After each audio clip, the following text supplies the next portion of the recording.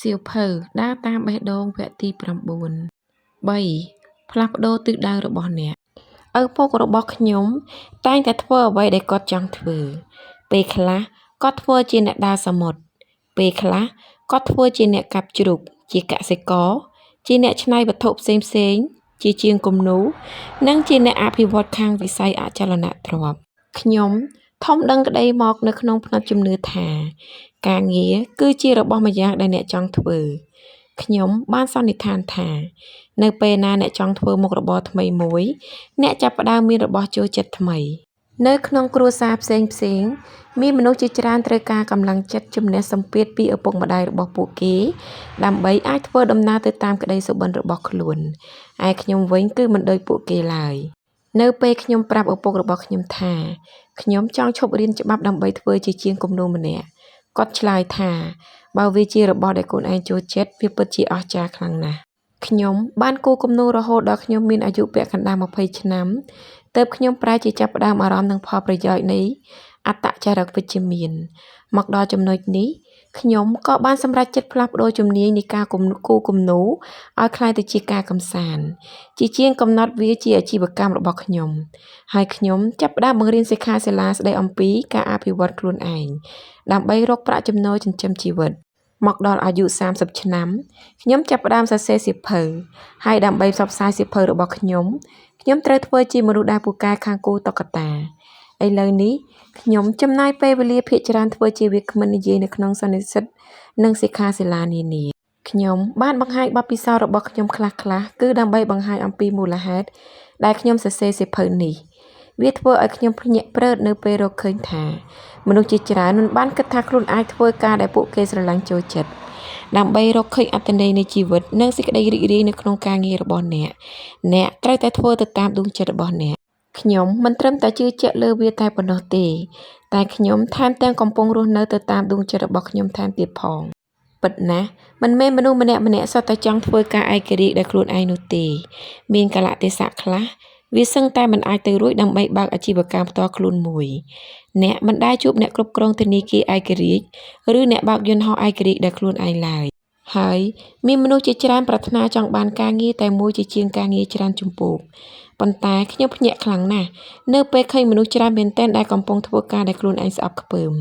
ហើយជាញឹកញាប់ពួកគេធ្វើវាព្រោះតែមានផ្នត់ជំនឿជឿថាគ្មានទេការងារដែលខ្លួនចូលចិត្តនៅលើโลกនេះហើយអ្វីដែលខ្ញុំតែងតែកត់សម្គាល់ឃើញគឺយើងតែងតែជ្រើសរើសការងារដោយផ្អែកទៅលើប្រព័ន្ធជំនឿរបស់យើងជានិច្ចយើងជាច្រើនត្រូវបានជ្រើសរើសវិថីការងារដោយយុវវ័យល្ងងម្នាក់ពោលគឺខ្លួនយើងនឹងឯងបើអ្នកបានជ្រើសរើសការងារទី1កាលនៅអាយុ17ឆ្នាំប្រហែលឥឡូវនេះវាដល់ពេលហើយដែលអ្នកត្រូវជ្រើសរើសម្ដងទៀតចូលមានគំនិតខ្លួនថាត្រូវសាកល្បងធ្វើការងារឲ្យបានច្រើនប្រភេទនៅក្នុងជីវិតរបស់អ្នកចូលឧបមាថាអ្នកចង់បង្រៀនខាងតន្ត្រីប៉ុន្តែអ្នកបែរខ្លាយទៅជាវិស្វករទៅវិញដើម្បីបំពេញចិត្តឪពុករបស់អ្នកជារៀងរាល់ថ្ងៃពាក្យរបស់ឪពុកអ្នកតែងតែរោនៅក្នុងត្រចៀករបស់អ្នកឥឡូវនេះឯងមានឱកាសល្អណាស់ចំនួនប៉ាមិនដែលធ្លាប់មានឱកាសល្អបែបនេះទេប៉ាតែងតែប្រាថ្នាចង់ធ្វើជាអ្នកសាងសង់ស្ពានតែវាគ្មានឱកាសតែអ្នកគួរធ្វើបែបណាទៅគឺអ្នកត្រូវអង្គុយចុចព្យ៉ាណូព្រោះវាជាក្តីសុបិនរបស់អ្នកមូលហេតុដែលអ្នកត្រូវធ្វើបែបនេះគឺទី1គឺអ្នកត្រូវធ្វើដើម្បីបំពេញផលចំណេញឲ្យឪពុករបស់អ្នកទៅវិញទេមនុស្សម្នាក់មិនអាចរស់នៅក្នុងជីវិតរបស់ជនផ្សេងបានឡើយដូច្នេះឪពុករបស់អ្នកត្រូវរករបស់ដែលគាត់ចូលចិត្តនៅក្នុងជីវិតដោយខ្លួនឯងនៅខណៈពេលដែលអ្នកលះបង់ខ្លួនឯងដើម្បីបំពេញចិត្តរបស់គាត់អ្នកកំពុងតែបង្អាក់ការលូតលាស់របស់គាត់ទៅវិញទេហើយទង្វើនេះក៏បង្អាក់ដល់ការលូតលាស់របស់អ្នកផងដែរអ្នកមិនមែនកើតមកទីនេះដើម្បីបំពេញក្តីសុបិនទាំងអស់របស់ឪពុកម្ដាយរបស់អ្នកឡើយហើយទី2អ្នកធ្វើបែបនេះគឺដើម្បីបំពេញផលប្រយោជន៍ឲ្យខ្លួនឯងដែលបានចំណាយពេល4ឆ្នាំធ្វើជាវិស្វកររួចទៅហើយចុះហេតុអ្វីអ្នកត្រូវចំណាយពេល40ឆ្នាំទៀតនៃជីវិតចុងក្រោយដើម្បីបន្តធ្វើការដែលអ្នកស្អប់ខ្ពើមនោះទៀតវាអាក្រក់ខ្លាំងណាស់ចំពោះដួងចិត្តរបស់អ្នកវាអាក្រក់ខ្លាំងណាស់ចំពោះសុខភាពរបស់អ្នកហើយអ្នកនឹងធ្លាក់ទៅកាន់ទុរគតភាពមិនខានតើអ្នកត្រូវតែមានកិច្ចការជាទីស្រឡាញ់ទើបអាចធ្វើវាបានល្អមែនទេតើលោក Beethoven ស្រឡាញ់តន្ត្រីណាស់មែនទេតើលោក Ferrari ចូលចិត្តឡានប្រណាំងណាស់មែនទេឥឡូវចូលយកដុកទ័រ2នាក់មកនិយាយ ដុកទ័រម្នាក់មានចំណងក្នុងការព្យាបាលជំងឺនៃអ្នកជំងឺរបស់គាត់ម្នាក់ទៀតមានចំណងនឹងឡានម៉ាក BMW របស់គាត់តើដុកទ័រមួយណាដែលអ្នកជ្រើសរើសដើម្បីវះកាត់ថង់ប្រមាថរបស់អ្នកប្រហែលនិយាយថាបើអញ្ចឹងមានន័យថាខ្ញុំគួរឈប់ពីការងារពីការចល័យនៃប្រៃសណីយ៍ហើយចាប់ផ្ដើមបង្កើតក្រុមភ្លេងវិញហើយមែនទេតើអ្នកចង់ចាប់ផ្ដើមដោយគ្មានចំណេះលេងភ្លេងសំបីតែមួយបទនិងគ្មានបទពិសោធន៍រៀបចំក្រុមភ្លេងបែបនេះឬ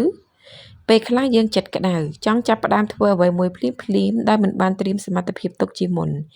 ហើយនេះគឺជាការប្រថុយប្រថានខ្លាំងណាស់ដូច្នេះអ្នកត្រូវតែអភិវឌ្ឍសមត្ថភាពរបស់អ្នកត្រូវតែពង្រីកចំណេះដឹងរបស់អ្នកត្រូវតែសិក្សារៀនសូត្រត្រូវតែទាមទារជំនាញសម្រាប់ខ្លួន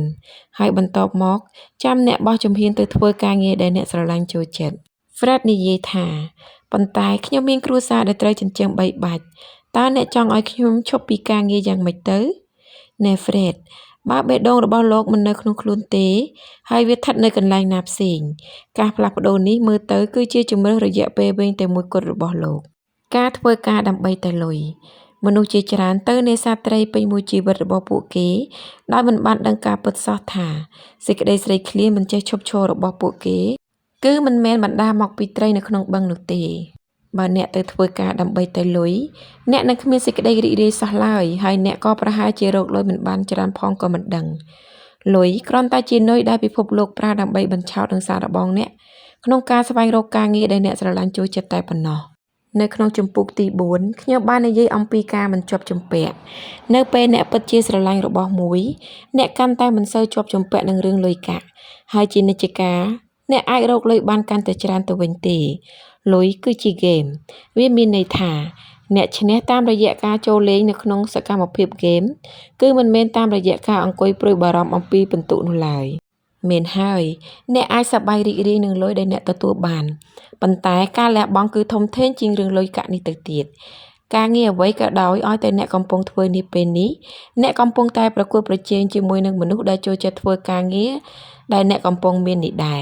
បើអ្នកមិនចូលចិត្តការងាររបស់អ្នកនោះទេអ្នកនឹងបាត់បង់វាដោយសារតែអ្នកទាំងនោះចូលមកដណ្ដើមវាពីដៃរបស់អ្នកមិនខានតើមានចន្លោះទំនេរសម្រាប់អ្នកដែរឬទេវាតែងតែមានចន្លោះទំនេរជានិច្ចដើម្បីបង្កើតភាពល្អឥតខ្ចោះមនុស្ស 80% គឺជាមនុស្សល្អប៉ុន្តែក៏ជាមនុស្សដែលតោកយ៉ាកខ្លះៗផងដែរតែអ្នកធ្លាប់ជិះតាក់ស៊ីដែលស្អាតបាតមានអនាម័យច្រើនញឹកញាប់ប៉ុណ្ណាតើពេលណាខ្លះដែលអ្នកបានទៅជួបដុកទ័រទាន់ពេលវេលាតើអ្នកទទួលសេវាកម្មល្អនៅក្នុងភោជនីយដ្ឋានបានញឹកញាប់ប៉ុណ្ណាការធ្វើកិច្ចការដែលអ្នកស្រឡាញ់ចូលចិត្តមិនមែនមានន័យថាតតែអ្នកនឹងទទួលបានការហ្វឹកហាត់ការងាររាប់សិបឆ្នាំឬតតែអ្នកនឹងទទួលបានប្រាក់ខែខ្ពស់នោះឡើយហើយទង្វើបែបនេះតាមពិតទៅអាចបណ្ដាលឲ្យមានមហន្តរាយកើតឡើងទៅវិញទេភរិយារបស់ខ្ញុំតែងតែទៅហាងសម្អាងការរបស់ Daniel ដែលនាងជួលនៅកែងផ្លូវធំមួយនៅពេលម្ចាស់ហាងបង្កើនថ្លៃឈ្នួលទ្វេដង Daniel ក៏ទទួលរងវិបត្តិធ្ងន់ធ្ងរពេលនោះនាងប្រមូលគ្រឿងសម្អាងទាំងអស់មកដាក់ក្នុងឡាំងដែលគេប្រើសម្រាប់ដាក់សម្ភារៈស្ទូចត្រីហើយចាប់ផ្ដើមដើរធ្វើក្រចកតាមផ្ទះដោយជិះម៉ូតូរបស់នាងធ្វើការទាន់ម៉ោងផ្ដល់សេវាកម្មល្អបំផុតហើយទទួលការកក់មួយសប្ដាហ៍មុនថែមទៀតផងប៉ុន្តែបើខ្ញុំធ្វើការដែលខ្ញុំស្រឡាញ់ខ្ញុំនឹងមិនអាចរកលុយបានច្រើនដោយការងារដែលខ្ញុំកំពុងតែធ្វើនេះទេការធ្វើអ្វីដែលអ្នកស្រឡាញ់ចូលចិត្តជាញឹកញាប់តែងតែផ្ដល់សេចក្តីចម្រុងចម្រើនដល់អ្នកនៅខាងក្នុងរយៈពេលវែងប៉ុន្តែពេលខ្លះវាក៏មិនអាចផងដែរពេលខ្លះគឺពេលដែលអ្នកធ្វើអ្វីដែលអ្នកស្រឡាញ់វាគឺជាពេលដែលអ្នកមិនសូវត្រូវការលុយច្រើនប៉ុន្មានទេចូលឧបមាថាអ្នកគឺជាប្រធានក្រុមហ៊ុនម្នាក់អ្នកមានវិឡាធំមួយបូកនឹងកសិដ្ឋានតូចមួយដើម្បីទុកគ្រាន់តែកម្សាន្តនៅចុងសប្តាហ៍បូកនឹងឡានប្រណាំងទំនើបមួយគ្រឿងបូកនឹងប្រាក់សម្រាប់ចំណាយដែលមានចំនួនស្មើនឹងប្រាក់របស់ប្រធានប្រតិបត្តិកំពូលចំណង់ចំណូលចិត្តរបស់អ្នកពិតប្រាកដគឺការចិញ្ចឹមសេះនិងការបង្រៀនជិះសេះប៉ុន្តែអ្នកនិយាយថាខ្ញុំត្រូវបង្ខំចិត្តបន្តធ្វើការងារនៅក្នុងក្រុមហ៊ុនព្រោះខ្ញុំចាំបាច់ត្រូវរក្សាទុករបស់ទាំងអស់នោះនៅពេលអ្នកខ្លាយទៅជាគ្រូបង្រៀនខាងជិះសេះអ្នកប្រហែលជារកឃើញថាអ្នកមិនត្រូវការវិឡាស្កឹមស្កៃហើយនឹងឡានប្រណាំងទំនើបឡើយពេលខ្លះយើងទិញរបស់របរជាច្រើនគឺដើម្បីតែលួងលោមចិត្តរបស់យើងពីការស្អប់ការងារដែលយើងកំពុងតែធ្វើនេះតែប៉ុណ្ណោះនៅពេលអ្នកដើរតាមបេះដូងរបស់អ្នកខ្លួនឯងពេលនោះអ្នកប្រហែលជារកឃើញថា ដីកសិដ្ឋានតូចមួយនិងឡានស៊ីបតូចមួយគ្រឿងគឺគ្រប់គ្រាន់ហើយវាមិនមែនមកពីការងារអ្នកក៏សម្គាល់រឿងមួយរបស់គ្រូពេទ្យដែលល្អគឺពួកគេចូលចិត្តមនុស្សច្រើនជាងថ្នាំពេទ្យទៅទៀតនៅទីនេះមានផ្លូវមួយដើម្បីរកអត្ថន័យនៅក្នុងអាជីពការងាររបស់អ្នកគឺការងារគឺមិនមែនជាពលកម្មនោះទេការងារអ្វីក៏ដោយដែលអ្នកធ្វើដើម្បីចិញ្ចឹមជីវិតគឺគ្រាន់តែជាយានដើម្បីតភ្ជាប់អ្នកជាមួយមនុស្សផ្សេងទៀតតែប៉ុណ្ណោះជីវិតរបស់អ្នកពេញឬមិនពេញបរិបូរណ៍គឺអាស្រ័យទៅលើរបៀបដែលអ្នកបម្រើអ្នកដទៃ Albert Schweitzer បាននិយាយថាមនុស្សដែលរកឃើញសេចក្តីរីករាយពិតប្រាកដគឺជាបុគ្គលដែលបានធ្វើការស្រាវជ្រាវហើយទីបំផុតរកឃើញរបៀបដើម្បីបម្រើអ្នកដទៃជាការអកុសលការបម្រើអ្នកដទៃស្ដាប់មើលទៅដូចជាទេសកលឬការលះបង់ខ្លួនតាមពិតទៅគឺមិនដូច្នោះទេវាគ្រាន់តែជាការបានដឹងនូវសេចក្តីពិតថាភាពរីករាយគឺកើតចេញអំពីការចំណាយខ្លួនឯងទាំងកម្លាំងកាយនិងពេលវេលាចំពោះបុព្វហេតុអ្វីមួយការបម្រើអាចមានទម្រង់ដូចជាការបង្រៀនមនុស្សឬការព្យាបាលជំងឺឲ្យមនុស្សជាដើមវាអាចជាការលក់ផ្កាស្រស់ស្អាតឲ្យពួកគេឬការជួសជុលឧបករណ៍កម្ដៅផ្ទះឲ្យពួកគេដោយស្នាមញញឹមដើម្បីធ្វើវាបានវាមិនតាក់ទងឬទាមទារឋានៈមុខងារអ្វីនោះឡើយប៉ុន្តែវាតាក់ទងនឹងផ្នត់ទស្សនវិជ្ជារបស់អ្នកទៅវិញទេសង្គមជានិច្ចកាលចូលចិត្តឲ្យតម្លៃលើការងារតាមរយៈសញ្ញាបត្របណ្ឌិតឬអនុបណ្ឌិតជាដើមហើយការនេះនាំឲ្យយើងគ្រោះថ្នាក់ព្រោះវាធ្វើឲ្យយើងមើលមិនឃើញខ្លឹមសារពិតប្រាកដរបស់ការងារនីមួយៗតាមពិតវាអាស្រ័យទៅលើមនុស្សទេតាចូលយើងឧបមាថាអ្នកកំពុងតែធ្វើការងារជាគ្រូបង្ហាត់បាល់បោះដល់ក្មេងៗអាយុក្រោម12ឆ្នាំមួយក្រុមអ្នកជាមនុស្សចូលចិត្តបាល់បោះហើយនេះគឺជាការងារល្អប៉ុន្តែ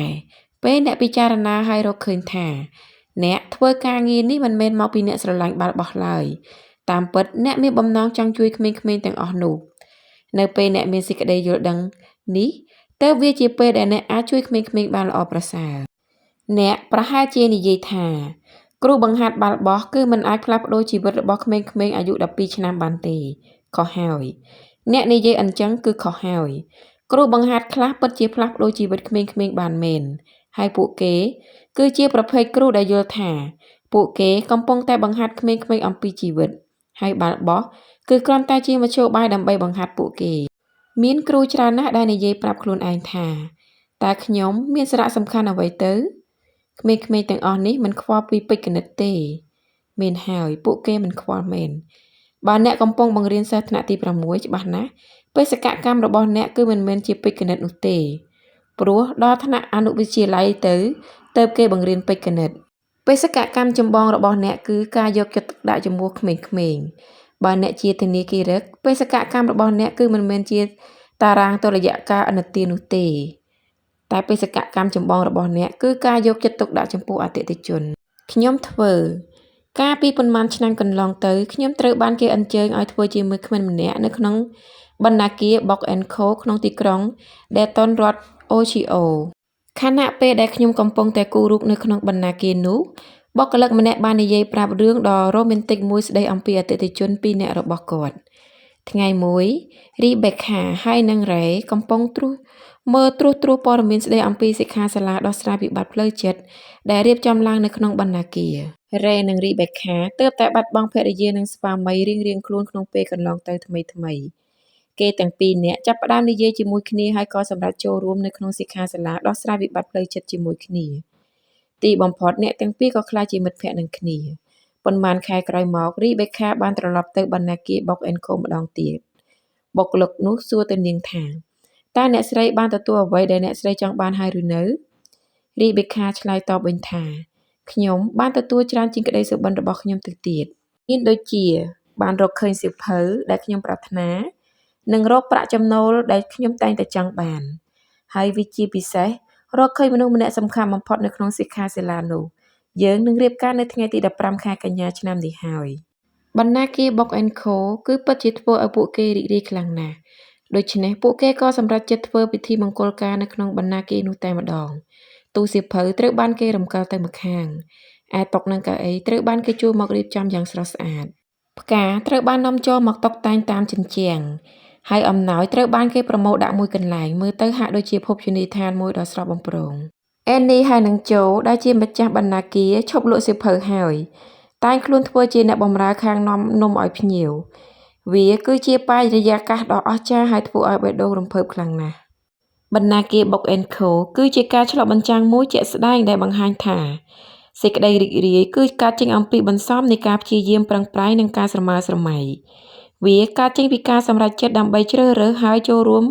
ប្រមាញ់ជំរើសរបស់ខ្លួននៅក្នុងស្មារតីខ្ញុំអាចជួយអ្នកបានបើមិនចង់ចូលរួម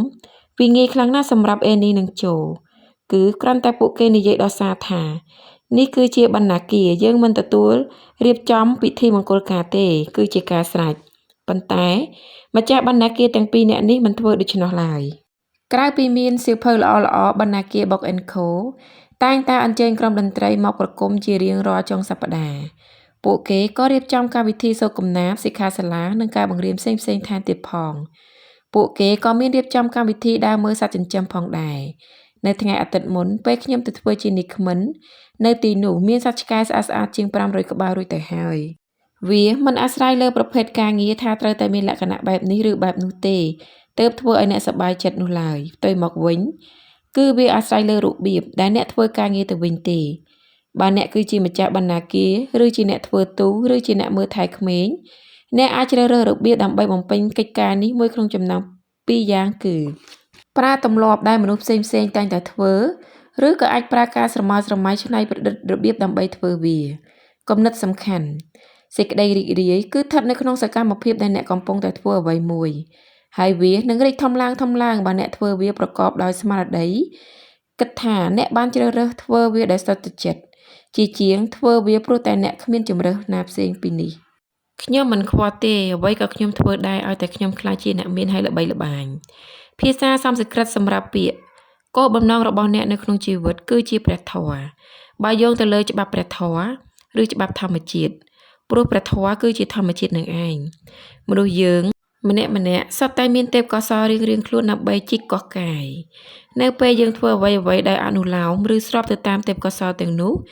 យើងនឹងរកឃើញសេចក្តីរីករាយពិតប្រាកដនៅក្នុងជីវិតយោងទៅតាមច្បាប់ដដែលនេះយើងនឹងរកឃើញទេពកោសល្យទាំងអស់នោះនៅក្នុងពេលដែលយើងសួរខ្លួនឯងនៅសំណួរតើខ្ញុំអាចធ្វើអ្វីខ្លះជាជាងសំណួរតើខ្ញុំអាចទទួលបានអ្វីខ្លះលោក Bill Gates គឺជាកំពូលអ្នកមានម្នាក់នៅក្នុងលោកបើស្ដាប់គាត់និយាយគឺវាច្បាស់ណាស់ថាគាត់សប្បាយរីករាយជាមួយនឹងការសរសេរប្រូក្រាមកុំព្យូទ័រជាជាងជាមួយនឹងលុយដែលគាត់ទទួលបានលោក Elvis Presley ដែលជាកំពូលតារាចម្រៀងកាលពីសតវត្សទី20មិនបានចេញដំណើរនាវាជីវិតរបស់គាត់ដើម្បីទៅស្វែងរកភោគទ្រព្យសម្បត្តិស្ដុកស្ដម្ភអ្វីទេគឺគាត់ប្រាថ្នាចង់បញ្ចេញថាសចម្រៀងរបស់គាត់តែប៉ុណ្ណោះទ្រព្យសម្បត្តិគឺមិនមែនជាគោលដៅឡើយវាគ្រាន់តែជាលទ្ធផលដោយសារតែគេឈ្មោះវាធ្វើឲ្យមនុស្សល្បីល្បាញភាគច្រើនប្រែជាមូម៉ៅហើយបាត់បង់សេចក្តីសុខក្នុងចិត្តហេតុអ្វីក៏អ្នកចង់ឲ្យចោរលបលួចឡើងជញ្ជាំងរបងក្រោយផ្ទះរបស់អ្នកតើអ្នកចង់បានអ្នកថតរូប60នាក់ឈរពាសពេញផ្លូវតម្រង់កាមេរ៉ាទៅកាន់បង្អួចបន្ទប់បង្គន់របស់អ្នកដើម្បីអ្វីទៅបើអ្នកឧបមាថាមនុស្សម្នាក់សុទ្ធតែធ្វើការដែលខ្លួនស្រឡាញ់តើមាននរណាធ្វើការជាជាងជួសជុលផ្លូវទោះបីវាមិនមែនជាការងារដែលអ្នកចូលចិត្តប៉ុន្តែមានមនុស្សមួយចំនួនចូលចិត្តធ្វើការងារជួសជុលផ្លូវជាការងារដែលមិនរវល់នឹងការលើកទូរស័ព្ទបាននៅកណ្ដាលវាលមានឡានធំហើយអាចស្ដាប់ចម្រៀងបានថែមទៀតផងវាក៏មានគុណសម្បត្តិរបស់វាដែរអ្នកជិតខាងរបស់យើងឈ្មោះ Wolfie គឺជាគ្រូពេទ្យវះកាត់ថ្មីនេះនៅក្នុងពិធីស្រស់ស្រូបអាហារពេលល្ងាចជាមួយគ្នាគាត់បានប្រាប់យើងអំពីការវះកាត់ឬដងបាតមួយនៅល្ងាចនេះហើយគាត់និយាយដូចជារីករាយខ្លាំងណាស់នៅពេលខ្ញុំសាកល្បងព្យាយាមស្រមៃថាខ្ញុំកំពុងតែធ្វើការវះកាត់គូរបស់មនុស្សម្នាក់ខ្ញុំគិតថាវោវៃគឺជាចំជាមនុស្សកុហកហើយប៉ិនកំ pl ែងមែនប៉ុន្តែបន្តិចក្រោយមកទើបខ្ញុំដឹងច្បាស់ថាគាត់មិនមែននិយាយលេងសើចនោះទេវោវៃមានចំណង់ចំណូលចិត្តខាងវះកាត់មនុស្សខ្លាំងណាស់ហើយគាត់ស្រឡាញ់ឫសដងបាតណាដែលធំល្អថែមទៀតផងនៅពេលដែលវោវៃបរិយាយអំពីឫសដងបាតគាត់ធ្វើឲ្យយើងអាចមើលឃើញវានៅនឹងភ្នែកមនុស្សខុសគ្នាក៏ចូលចិត្តរបស់ខុសគ្នាដែរយើងម្នាក់សុទ្ធតែកំពុងធ្វើដំណើរលើផ្លូវផ្សេងគ្នាហើយក៏ក្នុងជំហានខុសគ្នាផងដែរនៅពេលអ្នកបោះជំហានទៅធ្វើអ្វីមួយផ្សេងដែលអ្នកចូលចិត្តវានឹងមានមនុស្សណាម្នាក់ចូលមកជំនួសការងារចាស់របស់អ្នក បើខ្ញុំចាប់ផ្ដើមធ្វើការដែលខ្ញុំចូលចិត្តតើខ្ញុំនឹងមានបញ្ហាតិចតួចឬមិនដូច្នេះទេបេសកកម្មក្នុងជីវិតរបស់អ្នកគឺមិនមែនធ្វើយ៉ាងណាកុំឲ្យជួបបញ្ហានោះទេ